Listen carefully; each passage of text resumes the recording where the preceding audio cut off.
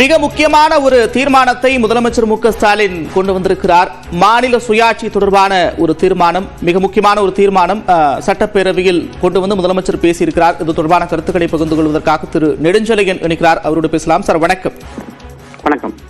என்னுடைய இத்தனை ஆண்டு கால அரசியல் பொது வாழ்க்கையில மிக முக்கியமான ஒரு தீர்மானத்தை மாமன்றத்தில் முன்வைக்கிறேன் அப்படின்னு முன்னாள் முதலமைச்சர் கருணாநிதி பேசியிருந்தார். தற்போது மீண்டும் அதே மாநில சுயாட்சி தீர்மானம் சட்டப்பேரவையில் முன்வைக்கப்பட்டிருக்கிறது. அவ்வளவு முக்கியத்துவம் வாய்ந்ததா? தற்போது இதனுடைய தேவை எங்க எழுதுன்னு புரிஞ்சுக்கலாம் சார். இல்ல, இது நிச்சயமா ஒரு காலத்தின் கட்டாயம் அப்படின்னு சொல்லலாம். பிகாஸ் நிறைய உரிமைகள் நம்ம குழந்தைங்களோட எஜுகேஷன் அஃபெக்ட் ஆகுது. நான் ஒன்லி ஃப்ரம் எஜுகேஷன் பெர்ஸ்பெக்டிவ்ல நான் சொல்றேன்.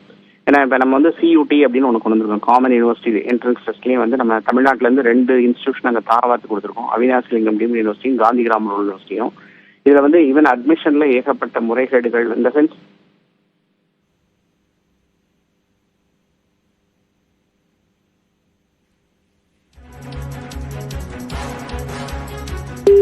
பல்வேறு முக்கியத்துவம் வாய்ந்த ஒரு தீர்மானத்தை தமிழ்நாடு சட்டப்பேரவையில் தனி தீர்மானமாக முதலமைச்சர் மு.க. ஸ்டாலின் கொண்டு வந்திருக்கிறார். பொதுப்பட்டியலில் மாற்றப்பட்டிருக்கக்கூடிய பல்வேறு விஷயங்கள் தொடர்பாக இந்த குழு பரிந்துரைக்கும் என்று அவர் நம்பிக்கை தெரிவித்திருக்கிறார்.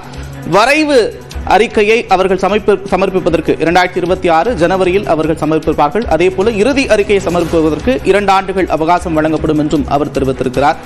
மாநில சுயாட்சி மீண்டும் ஒரு முறை மத்திய மாநில உறவுகளுக்கு இடையே இருக்கக்கூடிய அதிகார பகிர்வு தொடர்பான ஒரு பரிசோதிக்கும் நிலைக்கு ஏற்பட்டிருக்கிறதா என்ற ஒரு கேள்வியை இந்த தீர்மானம் எழுப்பியிருக்கிறது.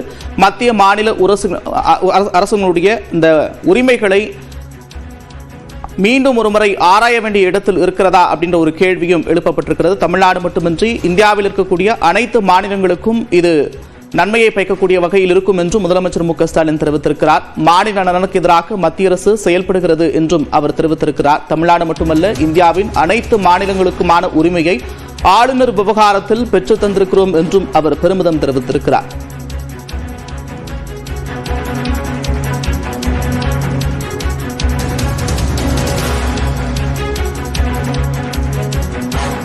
தாய் தமிழ் மொழியை காத்திடும் முயற்சிகளில் ஈடுபடுவதெல்லாம் இந்தியாவின் பல பகுதிகளில் தம் இயல்பை இழந்து கொண்டிருக்கும் பிற மொழிகள் குறித்தும் அழிந்து கொண்டிருக்கும் பழங்குடியினரின் மொழிகள் குறித்தும் நாம் கவலை கொள்கிறோம் என்பதுதான் உண்மை. ஏறு தழுவுதல் போன்ற பண்பாட்டு வடிவங்களை சிதைக்கும் முயற்சிக்கு எதிராக உலகத் தமிழர்கள் ஒன்றுபட்டு எதிர்வினை ஆற்றும் வேளையில் மணிப்பூர், நாகாலாந்து உள்ளிட்ட வடகிழக்கு மக்களின் பண்பாட்டு உணர்வுகளும் உரிய முறையில் மதிக்கப்பட வேண்டும் என்பதுதான் நமது கோரிக்கை. தமிழ்நாட்டின் கடைகோடி கிராமங்களுக்கும் என்ன தேவை என்பதை உணர்ந்து அதற்குரிய நலத்திட்டங்களை நிறைவேற்றும் உரிமையும் அதற்கான உரிய நிதி ஆதாரமும் தேவை என்ற கருத்தை வலுவோடு நாம் முன்வைப்பது. இந்தியாவின் கேரளா, தெலுங்கானா, கர்நாடகா போன்ற மாநிலங்களுக்கும் பொருந்தி வருவதை அனைவரும் உணர்வார்கள். மாநிலங்களுக்கு உரிய அதிகார பகிர்வு மற்றும் நிதி பகிர்வை நாம் வலியுறுத்துவது தமிழ்நாட்டின் நலன் கருதி மட்டுமல்ல, பறந்து விரிந்த இந்திய திருநாட்டில் உள்ள குஜராத் முதல் வடகிழக்கு மாநிலங்கள் வரை, காஷ்மீர் முதல் கேரளம் வரை அனைத்து மாநில நலன் கருதியே நாம் நம்முடைய வாதங்களை முன்வைக்கிறோம். மாநில சுயாட்சி குறித்த விவாதங்களில் முதல் குரல் என்றுமே தமிழ்நாட்டில் இருந்துதான் ஒலிக்க தொடங்கும். அந்த வகையில் இன்றைய காலகட்டத்தில் மக்களாட்சி கருத்தியலை சூழ்ந்திருக்கும் கரு மேகங்களுக்கிடையே தெளிவான ஒளிப்பாய்ச்சிட காலம் நம்மை அழைக்கிறது. தேவை எழும்போதெல்லாம் நாட்டிற்கே வழிகாட்டும் தமிழ்நாடு இந்த முறையும் தன்னுடைய வரலாற்று கடமையை நிறைவேற்றிட முன்வருகிறது.